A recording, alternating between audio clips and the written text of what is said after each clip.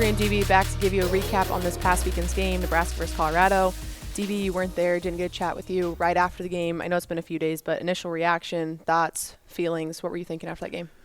So I think real time it was, and we talked quite a bit, so I think you were kind of getting my vibe, but I think real time I was in more disbelief. And then as it kind of the game more on, it went to more this was inevitable. And then after the game, like those are like the stages of grief, right? And I think after the game, I was just figuring out what Nebraska could have done differently, right? So that's kind of the stages that I went through, because I fully expected Nebraska to win that game and to have a better chance to win that game. At half, I was like, you know what, this is going to happen. Yeah. And I felt pretty good because I thought we had a good handle on their offense, and I didn't think it was going to be as dynamic as people had kind of led up to believe. I thought it was going to be a good defensive matchup. Uncharacteristic turnovers. Yep. We took care of it a little better via the air, but just the inability to do the simple was a little discouraging. Disbelief because you think this game told us more about Colorado or more about Nebraska? So I think it reiterated what we thought about both. Colorado is dynamic outside the numbers, and Shedeur Sanders is really good. Yeah. That was probably my biggest takeaway is he is legit. He is one of the top quarterbacks in all of college football. And the other thing was, okay, I keep saying to myself, if Nebraska can control the controllables. Yeah. And they have yet to be able to do that is for whatever the reason, even under different regimes with different players, the basics get away from them. Right.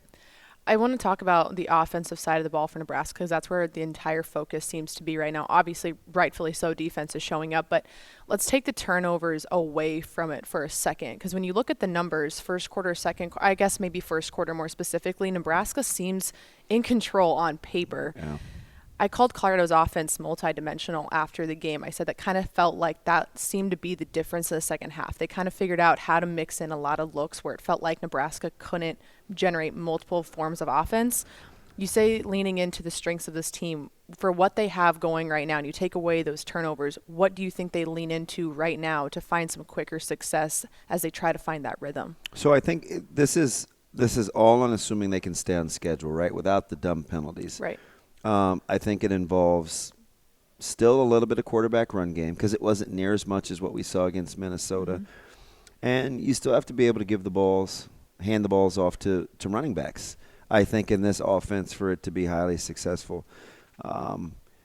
Most of the shot plays that I think they want to take will come off of run action. And so the better ability you have to run the football, the more ability you have to get guys to play closer to the line of scrimmage. I didn't really kind of buy into the narrative that Nebraska has a hard time getting separation or this, that, and the other. Are they as dynamic on the outside as they need to be or want to be? Probably not. But they do have the ability to get behind guys. And so I saw a lot of guys running open in Boulder that I think they have to be able to take advantage of. Some of that is pass protection. Some of that is knowing where you want to go with the football early. But if I'm Nebraska, I continue with trying to establish my ground game through my running backs and complement it with the QB run game. And then you take your shot plays over the top. Say QB run game. We were talking about a quarterback situation a lot this week. Yesterday, Coach Rule says despite what the injury might be, Jeff Sims is our QB1. He's our guy. But when you talk about maybe having a run game be more prevalent, does that find a gap for Harburg to come in and fill that? Or do we think, Jeff Sims, I guess what I'm saying is we've seen a lot of people this past week say Coach Rule needs to stick to his word about accountability. I told you yesterday, I don't know if accountability is the right word, because have we not seen Coach Rule and Jeff Sims already come to the plate and say, we already know. Right. We've taken that accountability, that's responsibility. Ownership. Yeah. I think what people want to see is action. So that's a good distinction. I guess I'm asking, people are saying they need to stick to his word, but from what we've heard all offseason, you've talked to him a bit, you've heard this staff, you sat down with him. What have they been preaching that would make it seem like they're going to quit on him so quickly? Yeah, I think that's the way I kind of looked at it. It's been that's kind of been the recurring theme on the show and with Ravi is and he put it. He and I got into this interesting conversation yesterday or the day before. It was, do you use the one for the greater good to discipline or to reprimand the one, or do you use the one for the greater good to strengthen the greater good? Right. If you, and it just kind of depends on what your sentiment is at the quarterback spot. Do you make an example of Jeff Sims for everybody else's sake? From a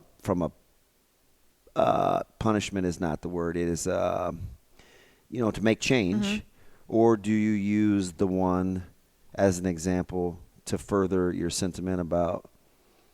Just like his T-shirt yesterday at the press conference, which was OOU. Will you highlight that real fast? There was a lot of questions on it. Yeah, so OOU stands for one of us, Yep.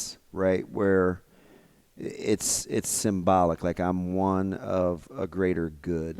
And there is no singling out, right? Yep. One of us. Us, it's just a play on words. While one is in there, it's still about us. And I think that was kind of his reoccurring theme. And he's very self-conscious, as most coaches are when it comes to dealing with quarterbacks. He let us know right away after the game, I want to wait because you have to be careful with what you say and how you talk about quarterbacks because they're quarterbacks, right? And it sends a prevailing thought. So he wanted to go back and watch. And he's also letting you know that you can't – they're treated differently. Yeah.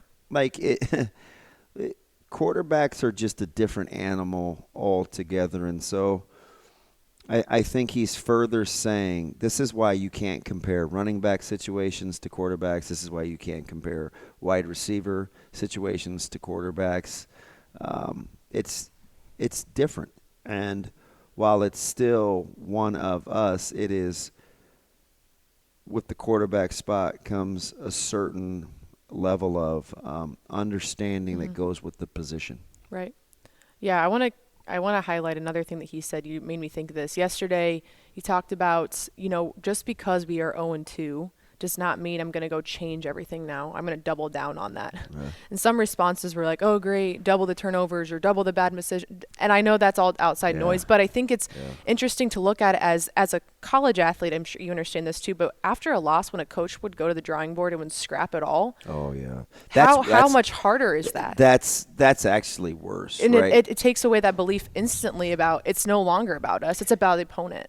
And so I think it's interesting to highlight that if he's going to be the one saying we're going to double down now, look at how the process has worked individually. We're just trying to figure out how to piece it together to execute an entire game. Yeah, so there were a couple of things along those lines that I think reestablished that point. Number one, he said you never pass up the opportunity to, utilize a crisis. Yeah, right? Don't waste a crisis. Don't waste a crisis, right? There's a teachable moment in there, which is congruent with how he's trying to build this thing. Like, what did he say in the offseason? We have to earn the right to win. We have to learn how to win.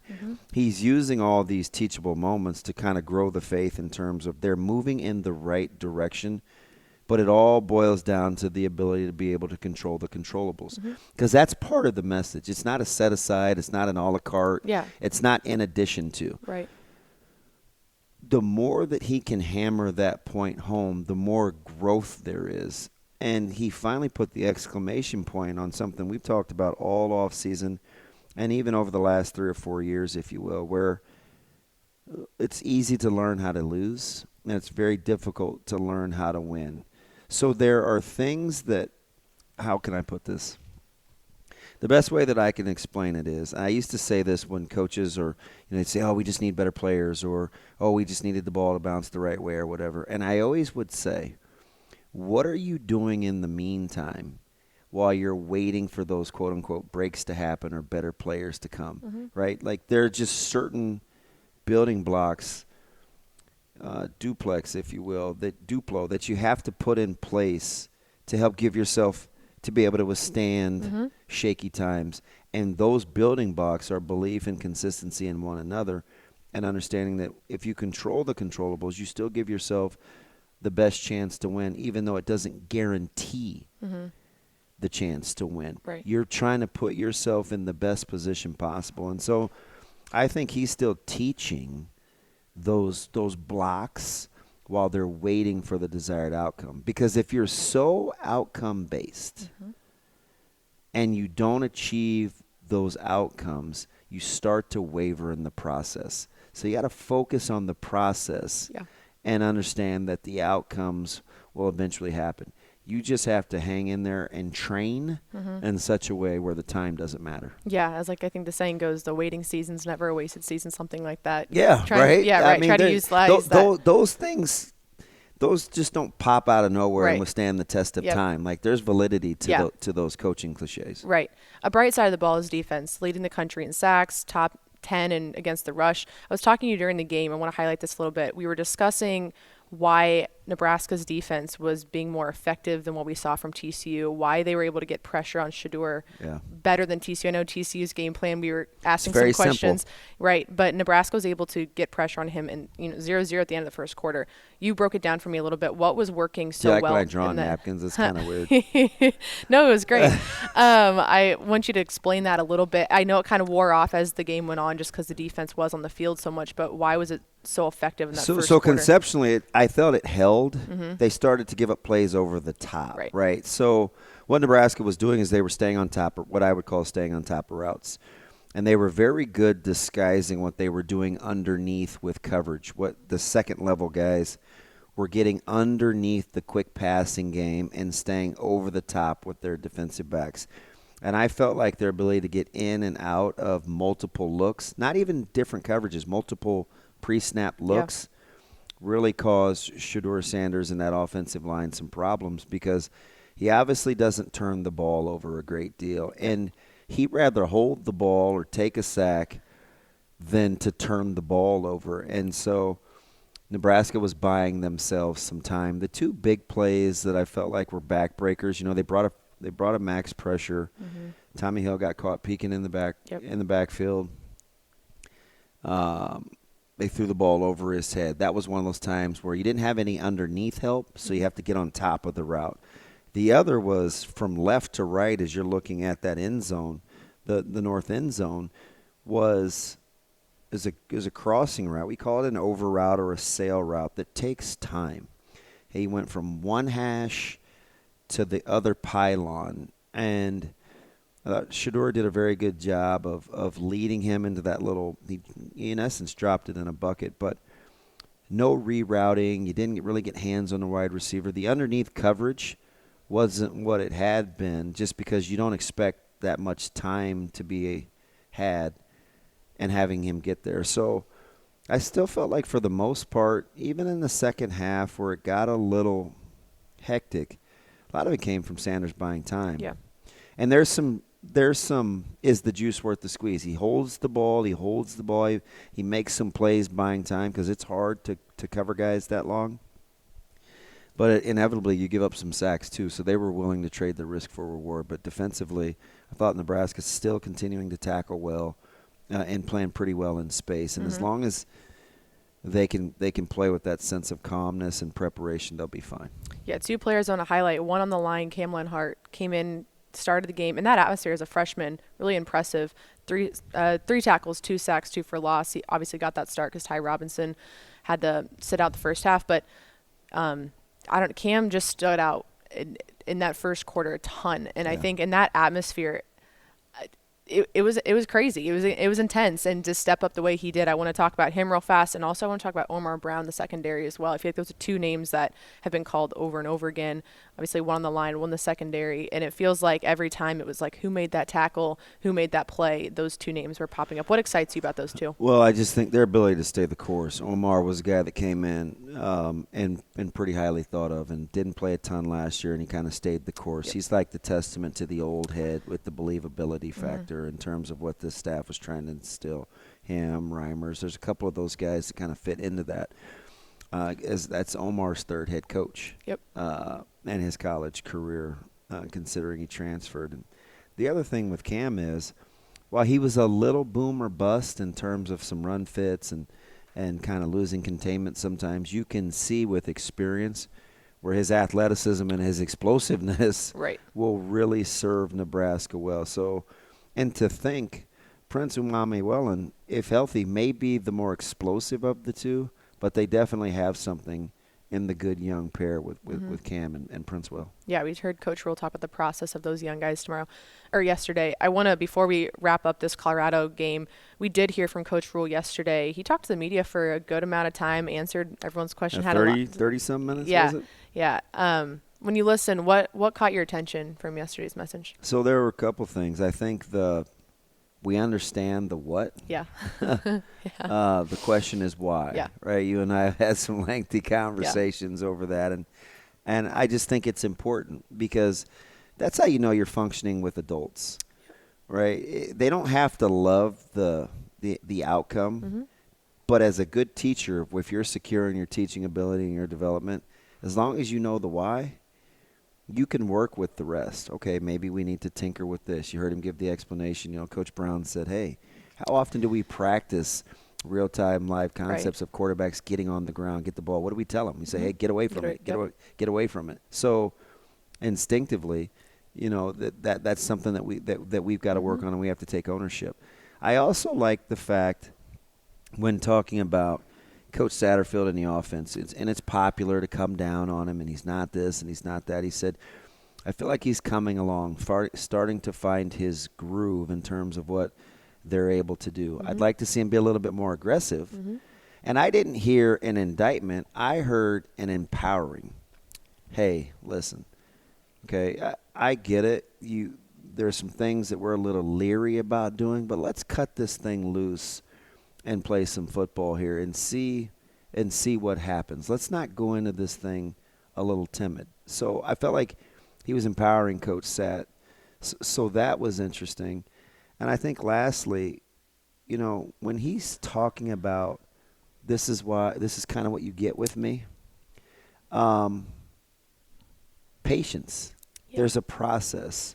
And it gave him a chance to lament and kind of talk about what he thinks makes Nebraska when it's rolling well, and how he wants to pour and lay some concrete and not just go with the portable hoop, right? He wants to dig. You got to dig a few holes, and sometimes when you dig holes, if you want to mount a good hoop, get a little messy, right? You get a little dirty. It's easier to just fill some water and roll a basketball hoop in and call it good, right? But if you want it to be able to last in some bad weather and things like that, you got to pour a little concrete. Yeah. So he's letting you know that he's willing to get a little dirty on the front end to have some long sustainability on the back end. And I like the fact he was unapologetic for it. Like whether it comes to fruition the way that he wants it to, or we want it to, or if our time frames are different, he has resolve in the process. And sometimes just knowing what it's supposed to look like, what you want it to look like,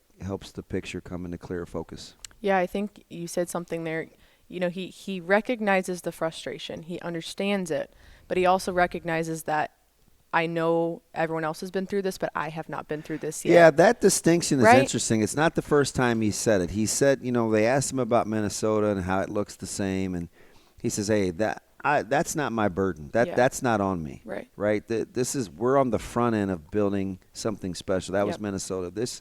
He's like, hey, I don't know about what used to go on. I just know that I'm 0-2 and we've got to win this week. Right. Like recognizing I know what you all have been through, and I know it's frustrating. You feel like you're seeing a portion of it again, but I think also we're having to realize, as spectators of this coaching staff, of this program, as fan bases, I think there's a lot of wrongs that are having to be done right, whether people were willing to acknowledge that or not. And I think when you are able to fix the internal, eventually external will be on display. But I think the internal sometimes takes a lot longer than what people realize. And, we had certain coaches for a lengthy amount of time and others not so much. And that's a lot of turnover over and over again with a lot of different regimes and a lot of different expectations. So I think when you have a coach that comes in and lays the foundation of how it's going to be done with no question, that takes time to lay that. And so I think him saying that yesterday was interesting. And it's weird how it kind of puts the onus on us to recalibrate how we're thinking. Yeah. there is no guesswork. He's kind of told us. Yeah. Now it's up to us to do Right. what we will with the information. And I don't think it's to chastise the fan base. I think because he did acknowledge that he does understand Yeah. it. I think he's letting us know that it's not going to be any other way in the short term. So somebody's going to have to adjust, and it doesn't sound like it's going to be him. Right, yeah. We'll hear from a few more players, and we'll hear from Coach Rule again this week, and we'll have another preview for you for the first home game of the season against Northern Illinois this Saturday.